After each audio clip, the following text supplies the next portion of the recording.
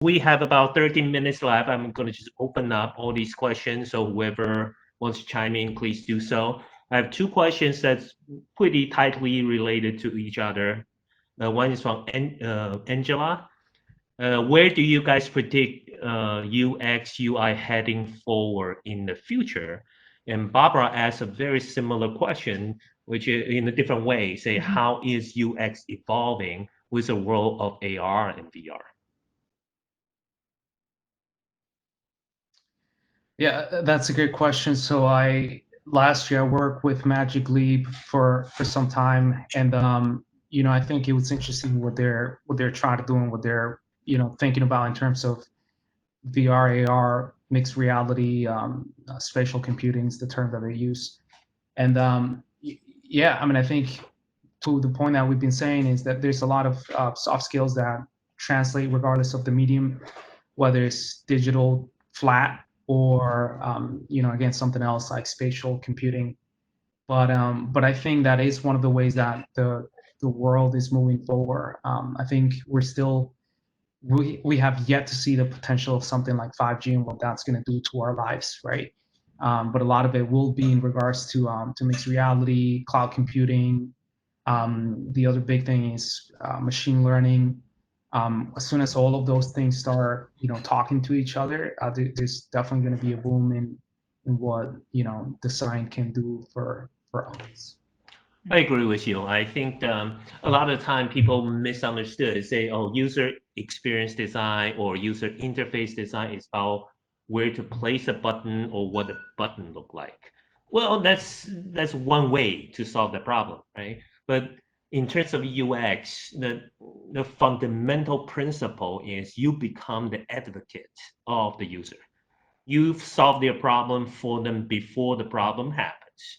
So regardless what the media is, regardless whether it's AR, VR, or any type of technology, your role actually stays pretty much the same. I mean, UI, same thing. You are the communication channel between the system and the user. So whatever that system is, and then you build different type of communication channel, that's what it means, interface. You're interfacing the communication between the system and human being that's using it. So I think it will continue to evolve, but it is not really about a skill set that's losing. Is if you go back to the fundamentals, the job actually stays the same. As the technology progress, there are more tools and there are more possibility, which is exciting. Yeah, and I think if people are interested in those things, part of it's figuring out again, how do I implement that into my portfolio, into my work. I appreciate what one of the earlier questions they were saying. Well, is the job saturated with UXers? And I think that's a very valid thought. And again, talking about what Esther was saying with looking at things from their perspective, I wonder how they're seeing it saturated. And I wonder how they can differentiate themselves from again from the masses. If that person's, for example, in this case, interested in again XR mixed reality, can they tackle a project in their portfolio where they show that? I think that's the kind of stuff that will get them those jobs. We spend a lot of time talking about UX and UI, so I want to actually ask a different question. This one is from Kiera. Kiera asks, how do you get a job as a strategist? What is the entry level position to this? I can go here. I couldn't at the start. Actually, CJ, you hired me as a junior strategist. I see who you are. But I actually led through. I went it was so weird. I graduated and then I kind of went as a creative project manager into it because I had done all these different things like UX and design and all this and strategy into a smaller ad agency. And then I was able to see, it was as the strategist in me, I was like, I want to understand all of it. I want to be able to ask all the questions and I want to understand from the problem to the solution, all the steps. So it was amazing sort of insight. But what I actually ended up doing that got me my the the strategist in a large advertising agency role was I did a competition. I did a strategy competition with BBH advertising agency, and sort of got me in the room with different advertisers. My team ended up winning, but I fell off the stage while we were presenting. So that could have helped too. So bad. And then that sort of like built up a profile, but I kind of had to start again. Like I was gaining some momentum in one area, and because I really wanted to pivot to strategy, which is quite a tough one to get into, I had to take a lower job as a strategist to then build upon from there. So I think maybe it's a role that there's a lot more more entry-level jobs now.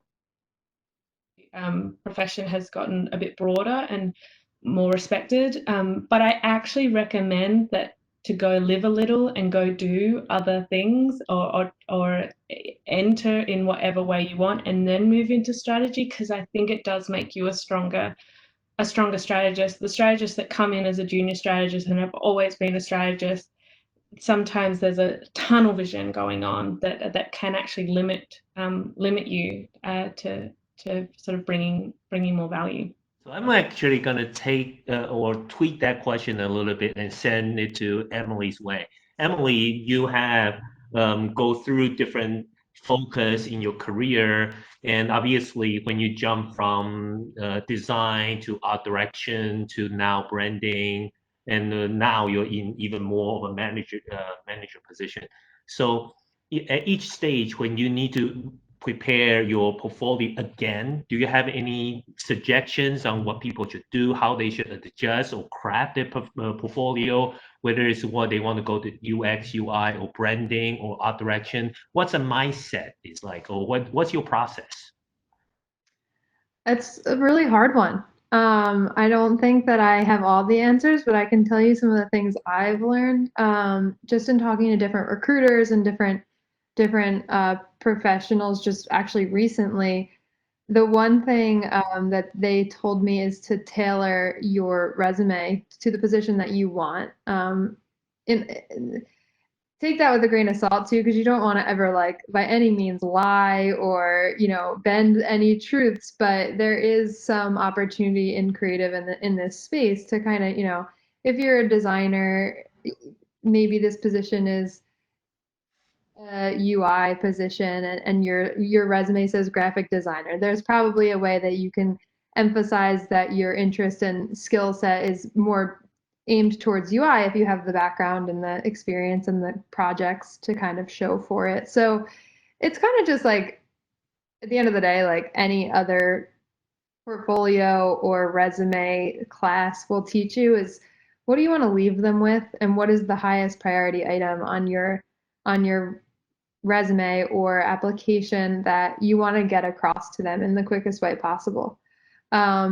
I think art direction is one of those spaces that's kind of hard because if you're not in a traditional agency setting, you don't have a full campaign to show for it, right? Like I'm art directing every single day, but that's not my title. But does it matter? Not really, because I know how to do it and that's what I do. That's the skill set, So maybe the next role that I go will be a more traditional art direction role.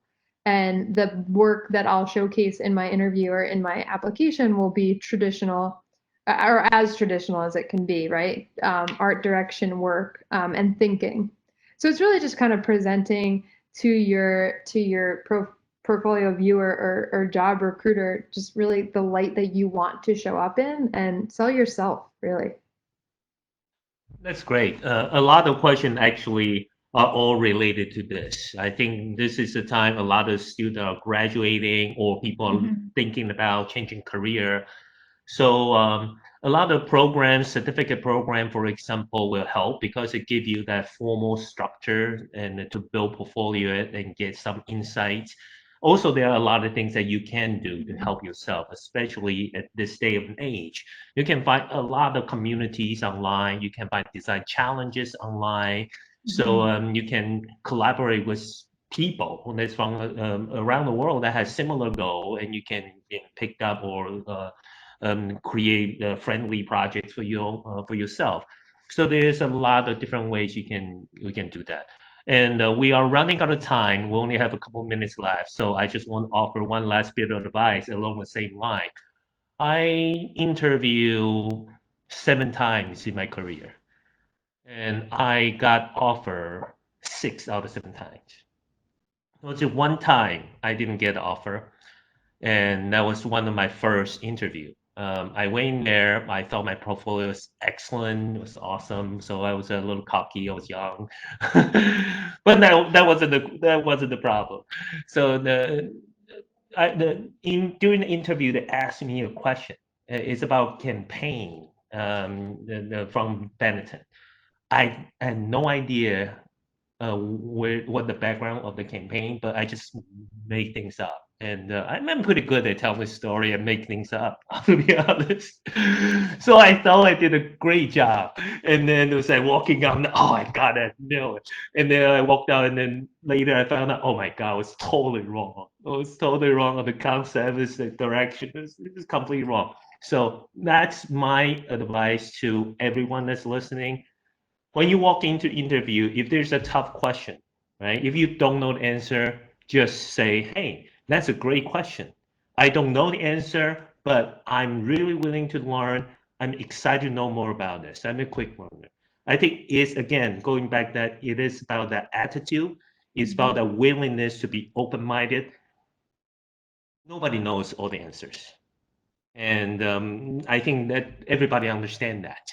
And so I think that kind of frankness and that kind of honesty really will go a long way when you go for an interview.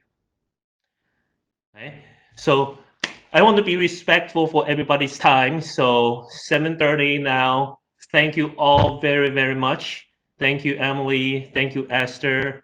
Thank you, Ricardo. Thank you, Christie. And thank you all of you who stayed with us for an hour and a half. So have a great night. And thank you, CJ, too. Thank you, CJ. Thanks, CJ. Bye.